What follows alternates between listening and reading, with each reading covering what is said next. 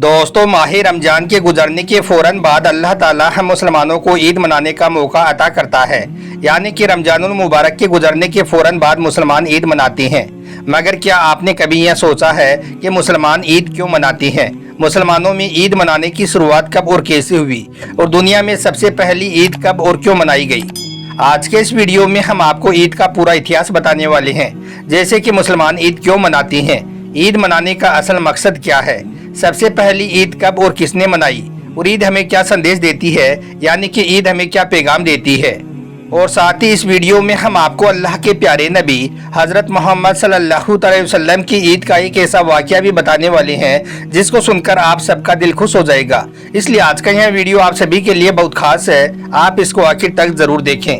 और सबसे पहले ईद की खुशी में आप इस वीडियो को दिल से एक लाइक जरूर कर दें और मेहरबानी करके इसे शेयर भी कर दें, ताकि ईद से पहले यह वीडियो और भी लोगों के पास में पहुंच जाए। तो चलिए दोस्तों, शुरू करते हैं। दोस्तों, सबसे पहले तो हम आपको बता दें कि इस दुनिया में सबसे पहली ईद उस दिन मनाई गई थी जिस दिन हजरत आदम अलैहिस्सलाम की तौबा कबूल हुई थी। उस दिन दुनिया में पहली बार ईद मनाई गई। दूसरी बार ईद उस वक्त मनाई गई जिस रोज हाबिल और काबिल की जंग का खात्मा हुआ था। इसके अलावा हजरत इब्राहिम अलैहिस्सलाम की कौम ने उस दिन भी ईद मनाई थी जिस रोज हजरत इब्राहिम अलैहिस्सलाम पर नमरूद की आग ठंडी हो गई थी। जबकि हजरत यूनुस अलैहिस्सलाम की उम्मत ने उस दिन ईद मनाई थी जिस रोज हजरत यूनुस अलैहिस्सलाम को मछली की कैद से रिहाई मिली थी।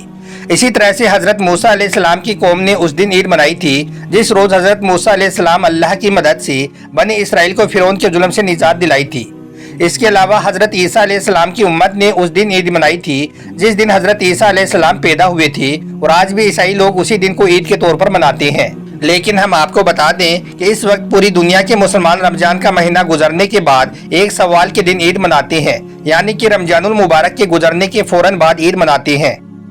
दोस्तों, आज हम और आप जिस ईद को मना रही हैं, इस ईद को अल्लाह के प्यारे नबी हजरत मोहम्मद सल्लल्लाहु अलैहि वसल्लम ने सन 724 ईस्वी में जंग बदर की फतह के बाद मनाई थी। अल्लाह के प्यारे नबी ने बदर की जंग में दुश्मनों को शिकस्त दी थी, इसलिए फिर आपने इस खुशी में सबसे पहली ईद मनाई थी। रिवायतों में है कि अल्लाह के प्यारे नबी के हिजरत से पहले मदीना के लोग 2 ईद मनाया करते थे, और इस दौरान वो लोग सीटियां बजाते और तरह तरह के खेल खेला करते थे। और यही नहीं, इस मौके पर वो मेले भी लगाते थे।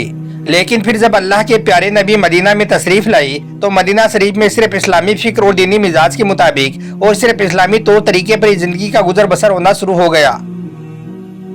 हजरत अनस रजी अल्लाह तआला अन्हो से रिवायत है कि इससे पहले मदीना के लोग 2 त्योहार मनाया करते थे जिनमें वो खेल तमाशा किया करते थे।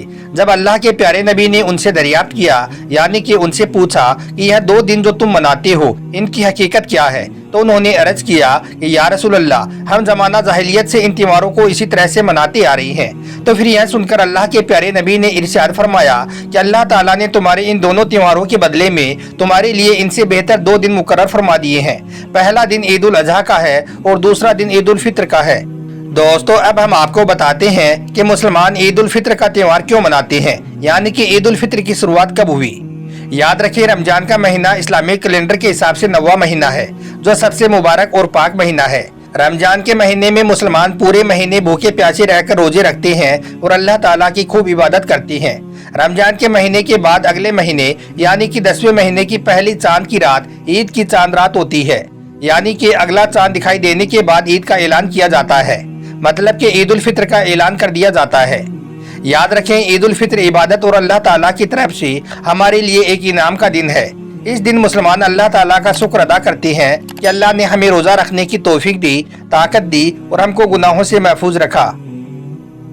दोस्तों, इसके अलावा हम आपको यह भी बता दें कि रमजान के मुबारक महीने में ही कुरान पाक नाजिल हुई थी, इसलिए मुसलमान ईद के दिन इस बात की भी खुशियाँ और जश्न मनाते हैं।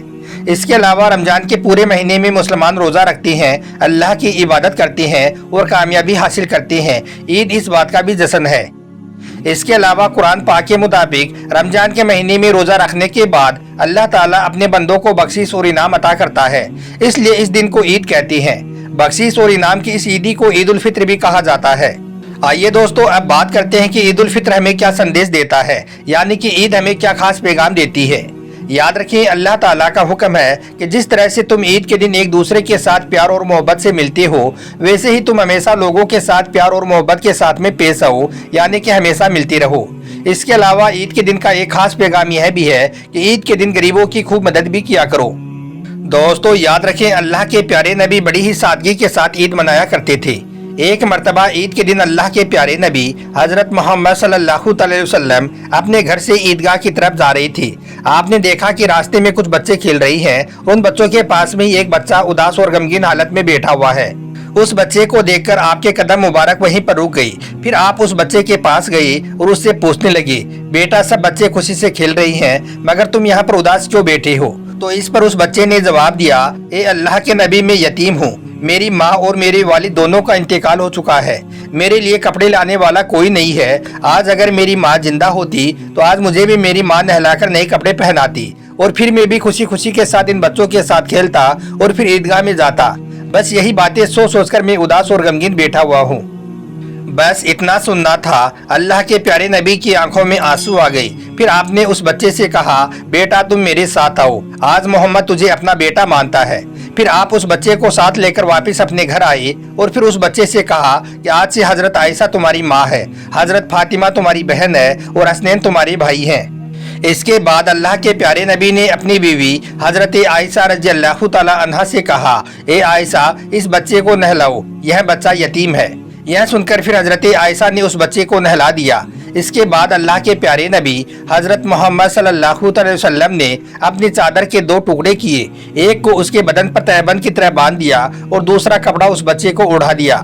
दोस्तों इसके बाद हजरत आयशा ने उस बच्चे के सर में तेल लगाया और उसके बालों में कंघी की और सुरमा लगाया और खुशबू भी लगाई। फिर जब वो बच्चा तैयार हो गया तो वो बहुत खुश हो गया। फिर वो बच्चा अल्लाह के प्यारे नबी हजरत मोहम्मद सल्लल्लाहु अलैहि वसल्लम के साथ में चल पड़ा। तो फिर यह देखकर अल्लाह के प्यारे नबी उस बच्चे के सामने आकर बैठ गई और फरमाया कि आज तुम पैदल नहीं चलोगे, तुम आज मेरे कंधों पर सवार होकर ईदगाह में जाओगे। फिर अल्लाह के प्यारे नबी ने उस बच्चे को अपने कंधे पर बिठा लिया और ईदगाह की तरफ चलने लगे। फिर जब आप उस जगह पर पहुंचे जहां पर सब बच्चे खेल रहे थे, तो उन बच्चों ने अल्लाह के प्यारे नबी के कंधों पर उस बच्चे को देखा जिसको वो अपने साथ खिला भी नहीं रहे थे। वो बच्चा तो नहा धोकर अल्लाह के नबी के कंधों पर सवार है। तो यह देखकर वो सब बच्चे हैरान रह गए। फिर उन बच्चों ने अल्लाह के प्यारे नबी से सलाम किया। फिर उस बच्चे ने उन बाकी बच्चों को बताया कि अल्लाह के प्यारे नबी मुझे ईद की नमाज के लिए ईदगाह में ले जा रही हैं। अब मैं अल्लाह के प्यारे नबी का बेटा बन गया हूँ। यह सुनकर फिर उन बच्चों में से एक बच्चे ने कहा, काश हम भी यतीम होते तो अल्लाह के प्यारे नबी हमें भी अपने कंधों पर बिठाते और फिर हमें भी ईदगाह तक ले जाते। दोस्तों इसके बाद अल्लाह के प्यारे नबी उस बच्चे को साथ लेकर ईदगाह में पहुंच गई और फिर जब आप मेंबर पर चढ़ने लगे तो वो बच्चा नीचे बैठने लगा। यह देखकर फिर आपने उस बच्चे से कहा कि आज तुम मेरे साथ मेंबर पर बैठोगे। फिर जब आप मेंबर पर बैठे तो उस बच्चे को भी आपने अपने पास में बिठा लिया और फिर आपने मोहब्बत के साथ में उस बच्चे के सर पर हाथ रखा और फरमाया, ए लोगों, जो आदमी किसी यतीम के सर पर मोहब्बत और शफाकत का हाथ रखेगा तो उसके हाथ के नीचे जितने भी बाल होंगे अल्लाह ताला उसके नामाए अमाल में उतनी ही ज्यादा नेकियां लिख देगा। और फिर आपने मजीद फरमाया कि किसी यतीम की देखभाल करने वाला और मैं जन्नत में इस तरह से साथ में होंगे जिस तरह से हाथ की यह दोनों अंगुलियां साथ में होती हैं। फिर आपने अपनी दोनों अंगुलियों को मिलाकर दिखाया। तो दोस्तों ये है ईद का असली मतलब। ईद का मतलब सिर्फ अपनी ही खुशी नहीं है बल्कि अपने आसपास में सबको खुश करना है। आज हम अपने लिए और अपने बच्चों के लिए तो नए नए और तरह तरह के कपड़े खरीद लेते हैं, मगर क्या हम अपने आसपास में रहने वाले ऐसे बच्चों के लिए भी कुछ सोचते हैं जिनके पास में कुछ भी नहीं होता है? अगर आपके आसपास भी ऐसे यतीम बच्चे और गरीब बच्चे रहते हों तो आप उनका ख्याल जरूर रखें। अल्लाह ताला आपको इसका खूब अजर देगा। वीडियो अच्छा लगा हो तो आप इसे दिल से एक लाइक जरूर कर दें और मेहरबानी करके इसे शेयर भी कर दें ताकि ईद से पहले यह वीडियो और भी लोगों के पास में पहुंच जाए। आपका वीडियो देखने के लिए बहुत बहुत शुक्रिया।